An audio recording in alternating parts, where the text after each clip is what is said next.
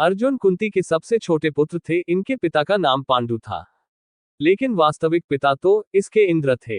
पांडु रोगग्रस्त थे और पुत्र पैदा करने की उनमें सामर्थ्य नहीं थी। इसी कारण उसने कुंती को अन्य पुरुषों के साथ रमण करने की आज्ञा दे दी थी, जिससे पुत्रों के द्वारा आगे वंश परंपरा तो चले। उस काल में इस प्रकार के यौन संबंध किसी प्रकार दूषित नहीं समझे जाते थे, क्योंकि उनके पीछे उद्देश्य पवित्र रहता था। इस प्रकार पांडु की आज्ञा से कुंती को इंद्र से अर्जुन, धर्म से युधिष्ठिर, पवन से भीम और माद्री को अश्विनी कुमारों से नकुल और सहदेव पुत्र रूप में प्राप्त हुए। अर्जुन इंद्र के समान ही प्रतापी और पराक्रमी थे। पांडवों में सबसे अधिक युद्ध कुशल और वीर वही थे। महाभारत युद्ध में इस पक्ष का सबसे बड़ा महारथी वही थे, जिसने कौरवों के परम वीरों से टक्कर ली और अंत में सबको पराजित कर दिया। इंद्र ने पिता होने के नाते समय समय पर अर्जुन की सहायता की थी। गुरु द्रोणाचार्य ने इनको धनुर्वेद की शिक्षा दी थी। उस समय पाठशाला में कौरव पांडव सभी मिलकर अस्त्र शस्त्र विद्या सीखते थे। अर्जुन उन सब में तीव्र बुद्धि वाला थे। गुरु के बताने पर तत्क्षण ही बात उनकी समझ में बैठ जाती थी और वह उसी समय उसका प्रयोग करके सभी अन्य साथियों को विस्मित कर देते थे। कौरवों के विद्वेष का एक कारण ये भी रहा, गुरु द्रोणाचार्य उसको अपने पुत्र अश्वत्थामा से भी अधिक चाहते थे। वह भी सदा गुरु की भक्ति में सन्नद्ध रहता था। इसी गुरु भक्ति के कारण तो वह महाभारत युद्ध प्रारंभ होने से पूर्व युद्धस्थल पर खड़ा हुआ व्यथित हो उठा था कि गुरु और इस भृत्य समुदाय को मारकर ऐसा कौन सा सुख है जिसकी मैं कामना करूं। लेकिन कृष्ण के उपदेश ने उनके संशय को मिटा दिया। फिर भी चाहे द्रोणाचार्य कौरव पक्ष से लड़ रहे थे, अर्जुन की श्रद्धा उनके प्रति कम नहीं हुई थी। जब भी वह गुरु के सामने जाते थे, उनको प्रणाम करते थे और आशीर्वाद प्राप्त करने की इच्छा करते थे। अश्वत्थामा और अर्जुन में काफी गहरी मित्रता थी। वे दोनों ही गुरु के प्यारे थे और सदा अपना अस्त्र शस्त्र कौशल बढ़ाने में लगे रहते थे। एक रात की बात है, गुरु द्रोणाचार्य और अर्जुन पास बैठे भोजन कर रहे थे। उसी समय सहसा दीपक बुझ गया, अंधेरा हो गया और उस समय हाथ से हाथ दिखना असंभव हो गया। उस समय ये देखकर कि अर्जुन के हाथ का कौर सीधे मुंह में ही गया, उन्होंने कहा, वत्स अर्जुन, अब मुझे विश्वास है कि तू शब्दवेदी बाण चलाना शीघ्र सीख जाएगा। उसी समय द्रोणाचार्य ने शब्दवेदी बाण चलाना अर्जुन को सिखाया और वह कुछ ही क्षण में उसकी क्रिया सीख गए। उसी के द्वारा तो उन्होंने अनेक स्थलों पर शत्रुओं के कुचक्रों को व्यर्थ कर दिया था। एक बार गुरु द्रोणाचार्य ने इनकी परीक्षा भी ली थी। जब वे अपने शिष्यों के साथ गंगा नहाने गए तो जल में उतरते ही एक मगर ने उनका पैर पकड़ लिया। द्रोणाचार्य ने शिष्यों की परीक्षा लेने हेतु पुकारा, वत्सो, मुझे यहाँ एक ग्राह ने पकड़ लिया है, ये जल के भीतर मुझे खींचे ले जा रहा है, आकर मुझे बचाओ। गुरु की पुकार सुनकर सभी छात्र भाग कर आए, लेकिन तट पर आकर सभी किंकर्तव्य विमूढ़ से होकर एक दूसरे की ओर ताकने लगे। अकेला अर्जुन ऐसे थे जिसने उसी क्षण धनुष पर बाण चढ़ाकर जल के भीतर मारे और पांचों बाणों से उस ग्राह को मार डाला। इस तरह की तत्काल बुद्धि अर्जुन में ही थी। परिस्थिति के सामने झुकना तो उन्होंने सीखा ही नहीं था। कैसा भी बड़े से बड़ा संकट आने पर वह चुनौती देकर खड़े हो जाते थे और कभी अपने जीवन तक की चिंता नहीं करते थे। उनके समान साहसी और बुद्धिमान शायद ही दूसरा कोई था। जब उन्होंने ग्राह को मारकर गुरु को भीषण संकट से बचा लिया, तो गुरु ने प्रसन्न होकर उन्हें प्रयोग और उपसंहार सहित ब्रह्मशिर अस्त्र चलाना सिखाया।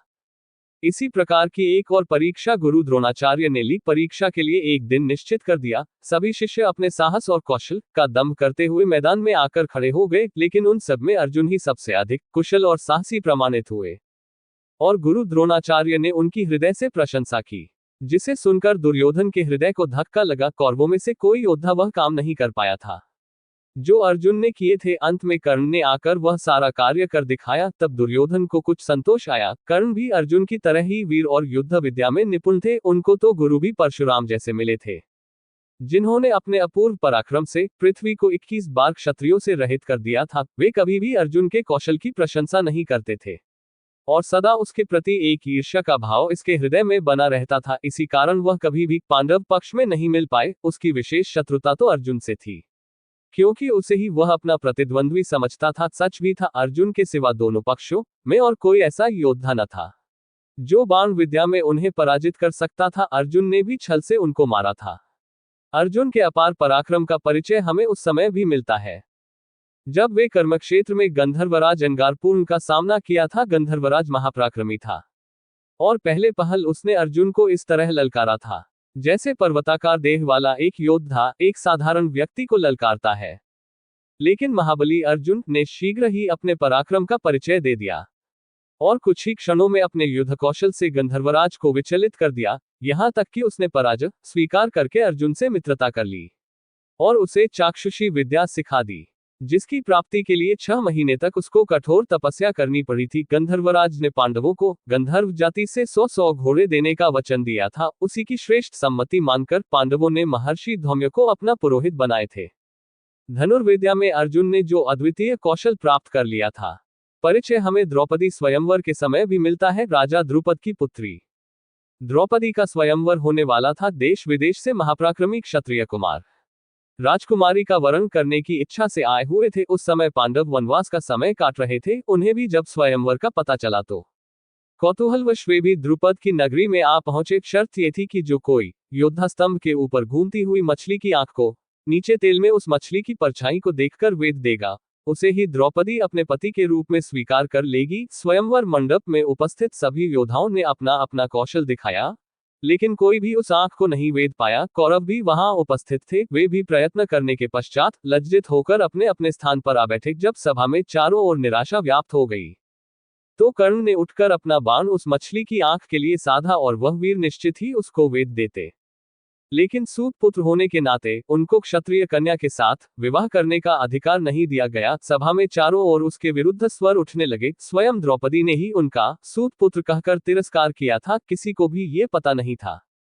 कि यह कर्ण भी क्षत्रिय पुत्र है, चूंकि सूत ने उनको पाल पोसकर बड़ा किया था, इसलिए यहीं तक का ज्ञान सबको था। कर्ण अपने मन में घुटकर बैठ गए।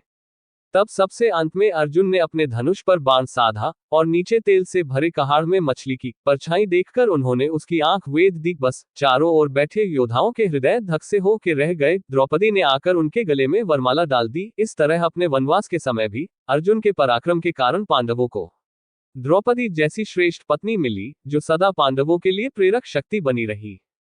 कौरवों और कर्ण के हृदय में उस समय भी कील सी ठुक गई थी। सभी क्षत्रियों ने इसका विरोध किया था और अपने अपने अस्त्र शस्त्र उठाकर सभी ने अर्जुन को ललकारा था कि हमारे होते हुए एक भिखमंगा द्रुपद की पुत्री को नहीं ले जा सकता। स्थिति काफी भयानक हो गई थी। अर्जुन ने उन योद्धाओं के समूह का अकेले ही सामना किया और सबको परास्त करके उसने ये सिद्ध कर दिया कि वह वनवास के समय भी कोई भिक्षु या याचक नहीं है, बल्कि एक पराक्रमी योद्धा है, जो एक बार तो सारे संसार के योद्धाओं को चुनौती दे सकता है। सबको पराजित करके वह अपने भाइयों के साथ द्रौपदी को माता के पास ले गए। वह अपने भाइयों और माता को अपनी जान से भी अधिक चाहते थे। स्वार्थ तो उन्हें छू तक नहीं सकता था। यद्यपि द्रौपदी को उन्होंने अपने पराक्रम के बल पर प्राप्त किया था और भोग करने का अधिकार उन्हीं को था, लेकिन माता के ये कहने पर कि जो भिक्षा लाए हो उसे सभी मिलकर बांट लो, अर्जुन ने द्रौपदी के ऊपर अन्य भाइयों का अधिकार स्वीकार कर लिया। कुंती ने बिना ये जाने कि वह द्रौपदी थी, कोई स्थूल वस्तु नहीं, ये बात कही थी, लेकिन अर्जुन ने अक्षरशः अपनी माता की आज्ञा का पालन किया। वह कभी भी मर्यादा नहीं तोड़ते थी और सदा अपने बड़े भाई युधिष्ठिर की आज्ञा मानते थे। जब द्रौपदी पर सभी का अधिकार हो गया तो पांचों भाइयों ने मिलकर यह निश्चय किया कि जिस समय द्रौपदी एक भाई के पास रहे, उस समय अन्य चारों भाइयों में से कोई उसके पास न जाए, और यदि भूल से कोई चला भी जाए तो उसे वनवास भोगना पड़ेगा।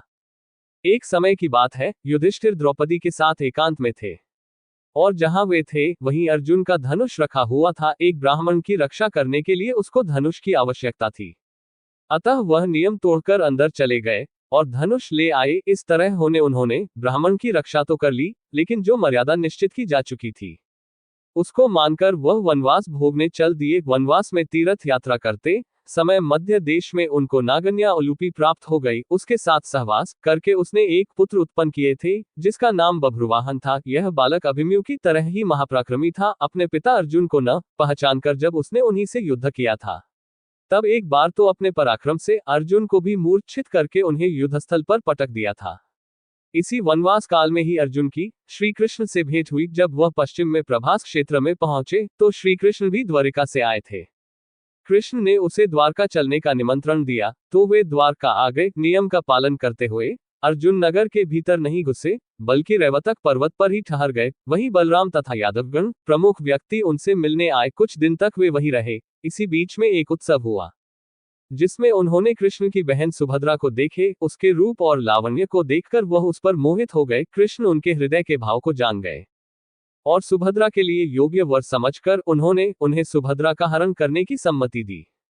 क्योंकि कृष्ण ये भली भांति जानते थे कि वैसे बलराम तथा अन्य संबंधी सुभद्रा का विवाह अर्जुन के साथ नहीं करेंगे। सखा की बात पर विश्वास करके अर्जुन ने सुभद्रा का हरण किया। सुभद्रा भी इस योद्धा को देखकर मुग्ध हो गई और पूर्ण संतोष के साथ उनकी पत्नी होकर चली गई। पीछे से बलराम तथा अन्य यादवों को बड़ा क्रोध आया, लेकिन कृष्ण ने सबको समझा दिया। बलराम तो युद्ध के लिए उतारू हो रहे थे, लेकिन कृष्ण के तर्कों के सामने वे भी चुप हो गए और अंत में सभी ने अर्जुन को सुभद्रा के योग्य वर स्वीकार कर लिया और विधि पूर्वक उन दोनों का विवाह करा दिया। उसी सुभद्रा के गर्भ से वीर बालक अभिमन्यु का जन्म हुआ, जिसने चक्रव्यूह में अपने पराक्रम से शत्रुओं को चकित कर दिया और जो अंत में अपने पिता का यश बढ़ाकर वीर गति को प्राप्त हुआ था।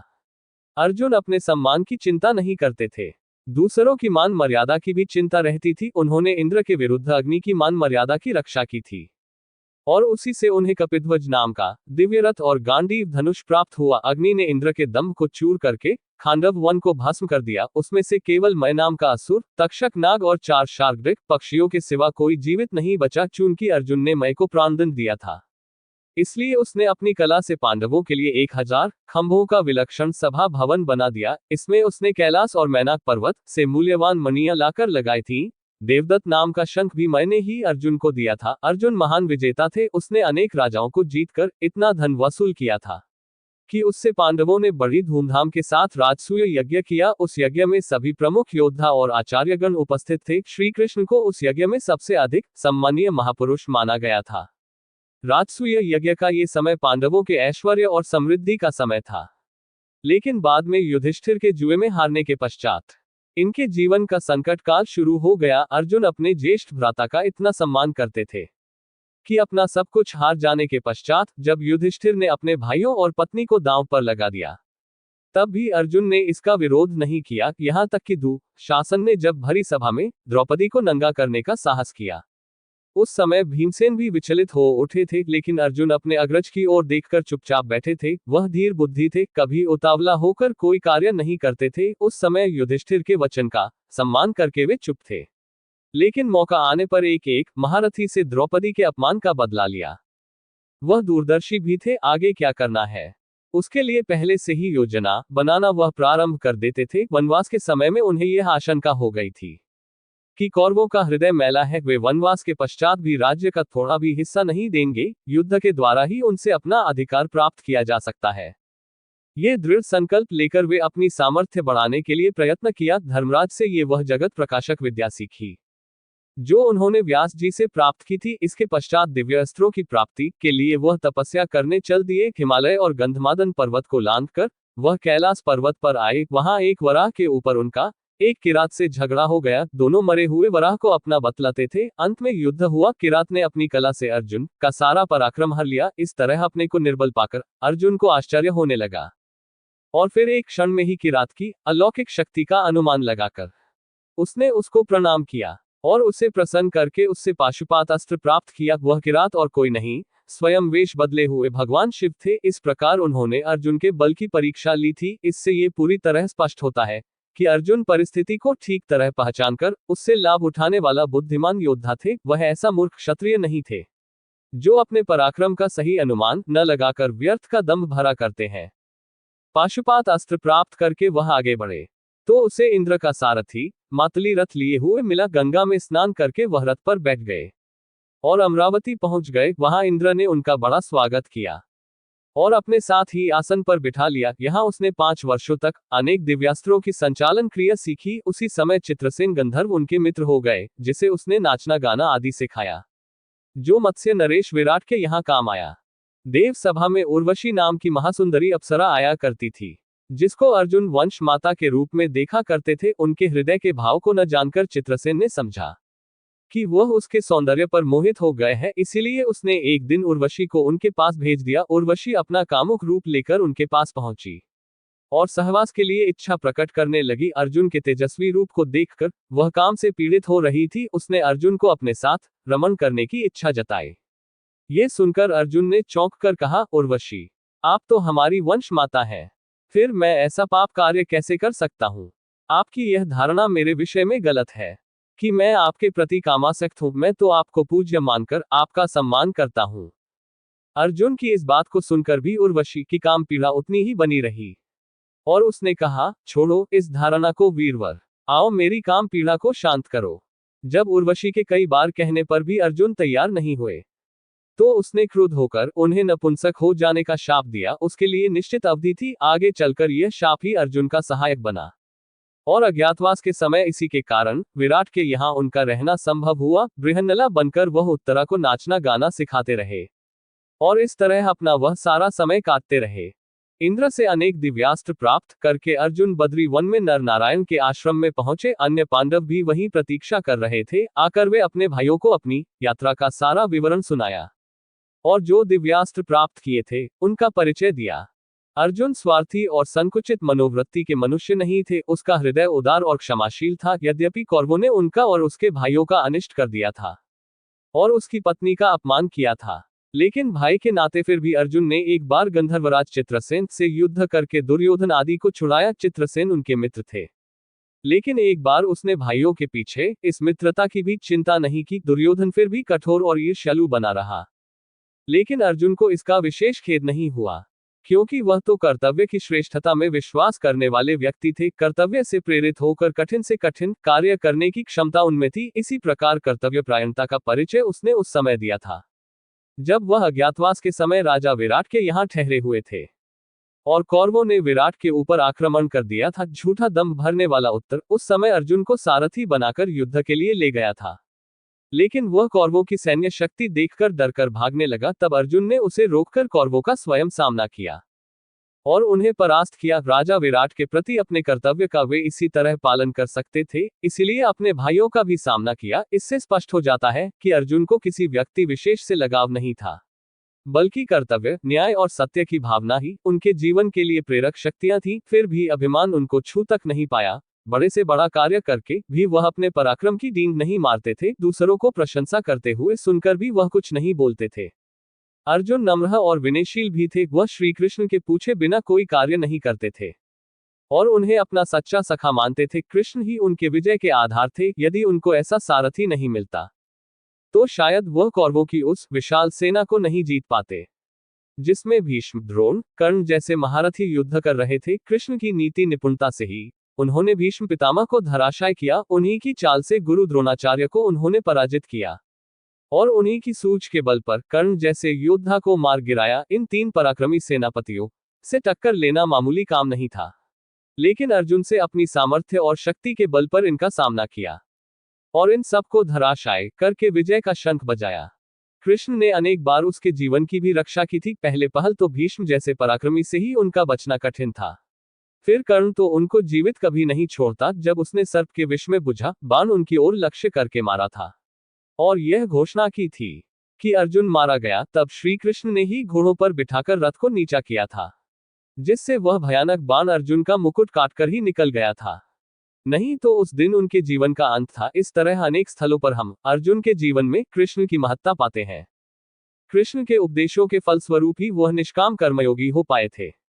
कर्तव्य के आगे सुख और दुख एक जैसे ही उनको दिखाई पड़ते थे। इसी उपदेश की शक्ति से वह पूरे महाभारत युद्ध में कभी विचलित नहीं हुए। हम पहले ही देख चुके हैं कि स्वार्थ तो उनके हृदय पर कभी अधिकार नहीं जमा सका था। इंद्र ने उससे इंद्रपुरी में रहकर ऐश्वर्य भोगने के लिए कहा था, लेकिन अपने सुख के लिए वे भाइयों का तिरस्कार नहीं किया। वास्तव में वह पूरा साधक थे, एक बार जिसकी भी दृढ़ कल्पना अपने हृदय में कर लेते थे, फिर कोई भी शक्ति उनको उस मार्ग से हटा नहीं पाती थी। इसी प्रकार उर्वशी के ऊपर कामासक्त न होकर उसने अपने अखंड ब्रह्मचर्य का परिचय दिया था। एक तरह से देखा जाए तो वह जितेंद्रिय थे, उनको अपने मन पर अधिकार था, और जब कभी किसी प्रकार का संशय उठता भी था तो कृष्ण उसको दूर करने के लिए उनके पास रहते थे। उनको किसी के साथ प्रणय संबंध जोड़ने में भी एक प्रकार गौरव रहता था। छिपकर प्रेम करना तो उनको आता ही नहीं था। वह तो पहले अपने पराक्रम का परिचय देते थे, और अपने आप को पूरी तरह समर्थ प्रमाणित करके किसी सुंदरी से प्रेम करते थे। उनके प्रेम में वीरों की सच्चाई थी। राजपरिवार का व्यक्ति होते हुए भी वह कूटनीति नहीं जानते थे। वह तो सीधा सच्चा योद्धा थे। पर्वत से टकराने की सामर्थ्य रखते थे,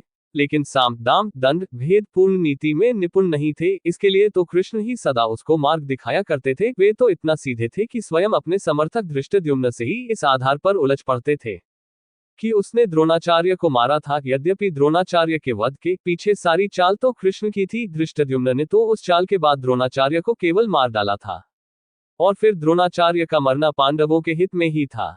लेकिन अर्जुन के हृदय में गुरु भक्ति उमड़ पड़ी और उस समय अपना हित कुछ भी नहीं सूझा। इससे स्पष्ट होता है कि वह सरल हृदय योद्धा थे, उनके लिए सदा एक निर्देशक की आवश्यकता रहती थी और वह निर्देशक कृष्ण थे। यदि वे न होते तो गीता का उपदेश सुनने के पश्चात भी हो सकता था अर्जुन स्वजनों की मृत्यु देखकर विचलित होकर युद्ध भूमि से चले जाते, लेकिन कृष्ण ने सदा उसको उचित मार्ग पर लगाए रखा। इस तरह भावुकता अर्जुन के चरित्र में एक शिथिलता के रूप में थी, लेकिन सरल हृदय व्यक्तियों में वह स्वाभाविक ही है। यदि अर्जुन और अन्य पांडव इतने सरल हृदय वाले नहीं होते तो दुष्ट दुर्योधन उनको इतने कष्ट न दे पाता। वे तो सदा सत्य, न्याय और मर्यादा की रक्षा करना ही अपने जीवन का चरम उद्देश्य समझते थे और राजनीति में इन्हीं वस्तुओं की विशेष आवश्यकता नहीं होती, उसे तो आवश्यकता पड़ने पर कुटिलता का भी आश्रय लेना पड़ता है। महाभारत में राजा के धर्म के विषय में विस्तृत विवेचन है। उसमें राजा की नीति का वर्णन किया गया है और बताया गया है कि भेद नीति से राजा को अपने शत्रुओं का दमन करना चाहिए। सरलता और सच्चाई का आश्रय लेने से शत्रु कभी वश में नहीं आ सकता। यही पांडवों की कमजोरी थी, लेकिन कृष्ण जैसे कूटनीतिज्ञ उनके साथ थे, इसीलिए अंत में विजय उनकी हुई। इस सरलता का एक उदाहरण यही है कि अर्जुन के पुत्र का वध कौरवों ने कर दिया था और उस पर दुखी होकर उसने जयद्रथ को मारा था। लेकिन अगर वे चाहते तो अपने दिव्य अस्त्रों के बल से सभी शत्रुओं का विनाश कर सकते थे, लेकिन उन्होंने ऐसा नहीं किया। दूसरी तरफ अश्वत्थामा के हृदय में उनके लिए प्रतिशोध पलता रहा और अंत में उसने द्रौपदी के 5 पुत्रों की हत्या करके ही चैन लिया। यहाँ तक कि पांडवों को पूरी तरह नष्ट करने के लिए उसने ब्रह्मास्त्र का प्रयोग भी किया था। ऐसा निर्दयतापूर्ण कार्य अर्जुन कभी नहीं कर सकते थे। उन्होंने अपनी प्रतिशोध की आग को शांत करने के लिए निहत्थे बालकों पर कभी हाथ नहीं उठाया। वह तो योद्धाओं को ललकारना जानते थे और उन्हीं को पराजित करने में सच्चा गौरव मानते थे। इस तरह कहीं भी देखें, अर्जुन ने कूटनीति का कभी आश्रय नहीं लिया। इसके अलावा क्षमा भी उनके स्वभाव का विशेष गुण था। ये गुण तो युधिष्ठिर में विशेष रूप से था। अपने पुत्रों के हत्यारे अश्वत्थामा को भी उस महान युधिष्ठिर ने क्षमा कर दिया। कौरव पक्ष में किसी योद्धा के अंदर यह गुण नहीं था। युधिष्ठिर के संस्कार अर्जुन पर भी पड़े थे, वह भी क्षमाशील थे। इसके साथ ही वह विवेकपूर्ण भी थे। अपनी भूल पर पश्चाताप करने का साहस उनमें था। एक बार युधिष्ठिर के लिए अर्जुन के मुंह से कुछ कटु वचन निकल गए थे, लेकिन फिर संयत अवस्था में आने पर उसने अपनी भूल पर पश्चाताप किया और अग्रज से क्षमा मांगी। अग्रज की आज्ञा पालन करना ही उसके जीवन का सुख था। असंतोष तो कभी वे अनुभव ही नहीं किया और न कभी यह कामना की कि मुझे अपने भाइयों से अधिक मान प्रतिष्ठा मिले। दुरभिमान उन्हें छू तक नहीं गया था। देखा जाए तो उसी के बल पर पांडवों ने हर जगह विजय प्राप्त की थी, लेकिन कभी भी उस वीर ने यह आकांक्षा नहीं की कि कोई अलग राज्य स्थापित कर ले या कभी अपने पराक्रम की डींग मारने लगे। उसके चरित्र में एक महापुरुष की सी गरिमा थी, जो जीवन के लघु स्वार्थों से उठकर विराट सत्यों का साक्षात्कार कर लेता है। वैसे अर्जुन वेदांग पढ़े हुए थे। कभी कभी लोग कर्ण का अन्यायपूर्ण वध करने के बारे में अर्जुन को दोषी ठहराते हैं, लेकिन स्पष्ट बात यह है कि यह सारा इशारा तो श्री कृष्ण का था। यदि कृष्ण आदेश नहीं देते तो अर्जुन कभी कर्ण के रथ का पहिया निकालते समय नहीं मारते, चाहे वह परास्त हो जाते, लेकिन कर्ण के सामने आकर युद्ध करते। कृष्ण ने परिस्थिति को देखकर ठीक ही किया था। इसके अलावा कर्ण को मारना और किस तरह से संभव नहीं था। फिर विधाता की गति भी कुछ ऐसी ही थी। कर्ण को परशुराम का ये शाप भी था कि अर्जुन से युद्ध करते समय वह शस्त्र प्रयोग भूल जाएगा, इसलिए अर्जुन को इस संबंध में किसी प्रकार दोषी ठहराना उचित नहीं है। इसी प्रकार भीष्म पितामह की भी हत्या अन्याय से अर्जुन ने नहीं की थी। स्वयं भीष्म ने ही अपनी मृत्यु का उपाय उसे बता दिया था, फिर उसके लिए किसी प्रकार के छल के लिए स्थान ही नहीं था। उक्त विवरण से हमें यही पता चलता है कि अर्जुन एक अजेय योद्धा थे, लेकिन कृष्ण ही उनके एक ऐसे साथी थे जिनकी सहायता से उनके सभी कार्य पूर्ण हो जाते थे। जब कृष्ण इस संसार को छोड़कर चले गए तो अर्जुन ने देखा कि उस गांडीव धनुष द्वारा अर्जुन कृष्ण की स्त्रियों की आभीरों से रक्षा नहीं कर सके। वे लोग उन स्त्रियों को लूट कर ले गए और अर्जुन गांडीव की प्रत्यंचा नहीं खींच सके।